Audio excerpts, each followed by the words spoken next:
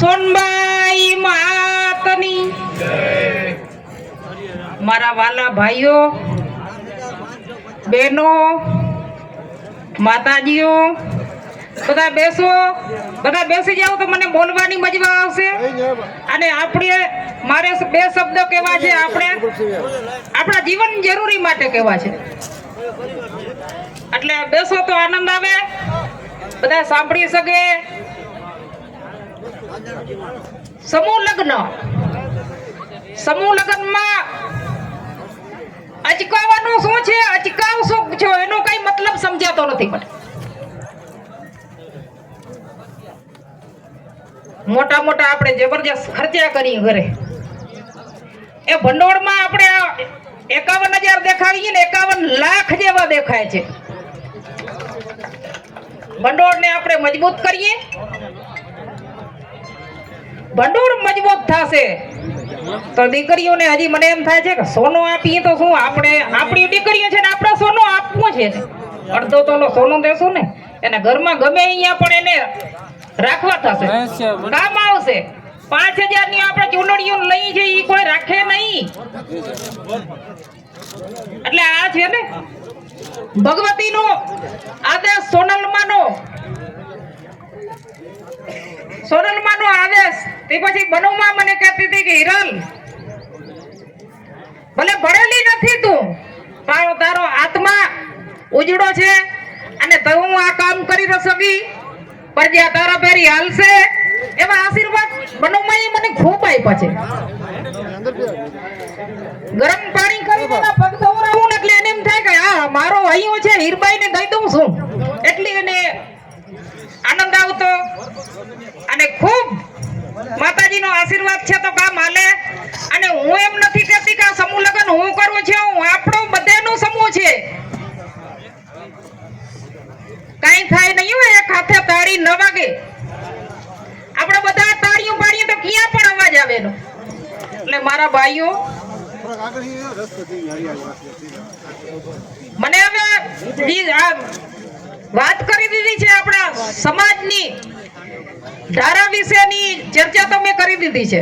પણ હવે ફરિયાદથી હું થાકી છું. ટૂંક સમયમાં નિર્ણય કરવો છે ને બધાને આજ આમંત્રણ દઉં છું ને હજી તમને આમંત્રણ આવશે અને આપણે એનો તારીખવાર દઈને ટૂંક સમયમાં આપણે ધારા ઉપર આવવું છે. અને મને એમ થાય છે કે મારી હાજરી છે ને થાય તો સારું, નકર આ કામ નહીં પતે. એટલે આપણે ભેરા બધા મળી, માતાજી એકનો નહીં, આપણા વડીલોનો, આપણીઓ વડવીઓ જે બુઢીઓ ડોસીઓ છે મને રાવ કરે છે કે માં આમાં તું સાથ દે, અમે કેસ જી તું કહીશ એ માન્ય કરશો. વડીલનો જે કયો નથી થઈ રહ્યો અટાણે એ કૈયામાં આપણે આવવું પડશે. વડીલ તેની ખાસ આવશે અને ખાસ આવવાનું તમારે અને સમજવાનું છે. આપણા બધાને ભેરું મળીને આપો જો ટંગટોર આપણા માટે બરાડી માટે મહેનત કરે છે. ખોટા દૂષણ એને કેટલા ફરા કર્યા તો આપણે કેટલો દીવા જેવો અજવાળો થયો છે. એટલે સડા બધા આપણે કાઢી નાખવા છે. અને સડામાં બધા સાથ આપીએ તો સડો નીકળે. ઝેર પીવો બહુ અઘરો છે. થપાકનો કોકને ઘા કાઢીએ તો એની ઘડીકમાં રૂજ નથી આવતી, ગાર બોલી તો એનું નથી આવતું. તો આ ઝેર ઉતારવો અઘરો છે. પણ હું એમ કહું છું કે ભગવતી એને શક્તિ આપે અને આ ઝેર ઉતારી દે. ઉતાર્યા પછી અમૃત ફળ બને છે. ઝેર એકવાર પી જઈએ ને ભોળી એના તથા કંઠમાં રાખી લીધો તો એવી આપણી કોઈ તાકાત નથી. પણ ઝેર તમે ઉતારી જાવ એટલે અમૃત લાગે છે. વાતાવરણમાં ફરક પડી જાય છે. આ બધા સમાધાન થયા ને બધા ભાંડેડા ભેરા થાય તો ખ્યાલ આવે સમાજ ભેરી થાય તો કે બરોબર છે. એટલે જી કઈ છે અને સમૂહ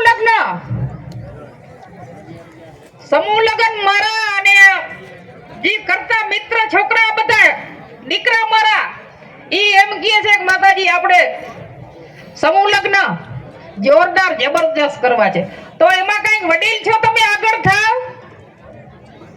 વડીલ છીએ આપણે કે આજ વડીલ છીએ, સદર છીએ તો ઈ અહીંયા દીકરીઓનો કે દીકરાનો મંડપ નાખશે ને એટલે કોઈને તાણ નહીં પડે, જેટલા ચૂંદડા બધા બંધ.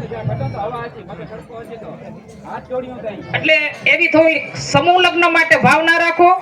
અને આમાં કઈ આપણો સ્વાર્થ નથી, સ્વાર્થ છે આપણી નાતનો સ્વાર્થ છે. આપણી નાતનો સમય સચવાય છે. આમાં શરૂઆતમાં લગ્ન થતા મારા છોકરાને કોઈ નથી દેતું, 4 દીકરીઓ મારા જુવાન છે, તો હવે સિંગલ દીકરીઓ મોટી હોય ને તો પરણાવે, છોકરાને તો દેવું હોય તો દીએ નગર રહ્યું. સિંગલ દીકરીઓ આમાં પરણાવે છે, મોટી દીકરી તો પરણાવી દે, દીકરાનું થાય તો થાય. એટલે આવા લગ્ન ઘણા થયા છે અને હજી થશે. પણ આમાં વડીલ છો ને તમે, ઈ જોડાવ તન મન. તમને તકલીફ શું પડે? આઈ લાવો, હું અહીંયા જ છું રોડ ઉપર. તમને શું તકલીફ છે બોલો? હું તમારી બેન થતી હું કે દીકરી થતી હોય, કોઈને કઈ થતું હોય, તમને શેની શરમ આમાં આવે છે? એટલે આપણે સતારામાં જોડાવ ને તો ઘરે ઘરે મને આનંદ આવે. માં ભગવતી સોનલમાં આપણે જોવે જ છે કે છોકરા કામ કરે છે કે નથી કરતા, બધું જોવે. હો, માતાજીની અસ્થિ ગઈ છે આપણા ભેરી જ છે સોનલમાં. તમે માનો તો એનો પ્રતિબંધ દેખાય છે આપણને, તો જ કરી શકીએ કામ, ના કાંઈ થાય નહીં. એટલે ભગવતી બધાને ભેરે. અને આ ટૂંક સમયમાં લેવું, એમાં આજથી તમને આમંત્રણ આપું છું ને, તારીખ આવશે એ તારીખમાં જરૂર ને જરૂર 3rd સ્વત તમને આવશે, અહીંયા જરૂર આવવાનો છે. બોલો સોનબાઈ માતની.